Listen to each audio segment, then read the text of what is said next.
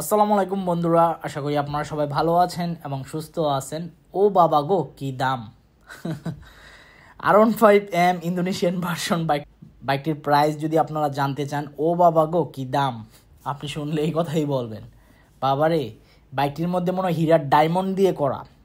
আমরা বাইরের দেশে যেমন দুবাই, সৌদিতে দেখি না যে কাস্টমাইজ করে রোলস রয়েলস বাইকের মধ্যে ডায়মন্ড বসায়, হয়তো বা R15M ইন্দোনেশিয়ান ভার্সন বাইকটির মধ্যে ডায়মন্ড আছে। আপনারা যারা R15M ইউজার আছেন তারা খুঁজে টুজে দেখবেন যে কোথাও ডায়মন্ড পাওয়া যায় কি না, যে প্রাইস। তো যাই হোক, বর্তমানে R15M ইন্দোনেশিয়ান ভার্সন বাইকটির প্রাইস আকাশচুম্বী।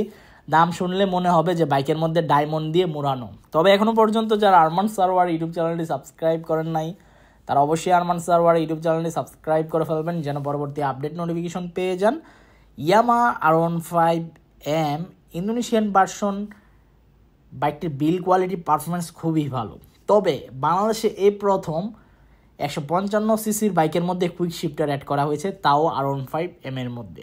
মানে কুইক শিফটারের কাজটা হচ্ছে আপনি ক্লাস না ধরে বা ক্লাস কেবল না ধরে আপনি গিয়ার চেঞ্জ করতে পারবেন, কোনো রকম কোনো ধাক্কা দিবে না। তবে এটা আসলে 155 সিসির বাইকের মধ্যে তেমন এফোর্ট দেয় না। হায়ার সিসির যতগুলো বাইক আছে ওই বাইকগুলোর মধ্যে মাস্ট বি আপনার কুইক শিফটার থাকে, ওই বাইকগুলোর মধ্যে খুবই ভালো কাজ করে সুপার স্পোর্টস বাইকগুলোর মধ্যে। বর্তমানে R15M ইন্দোনেশিয়ান ভার্সন বাইকটির দাম 7 লাখ টাকা আস্কিং প্রাইস।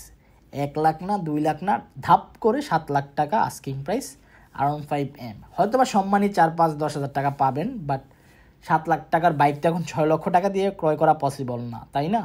তো যারা ক্রয় করতে চান, টাকার বান্ডেল টাকা আছে, লাগাও লটারি, R15M মিলে যাবে।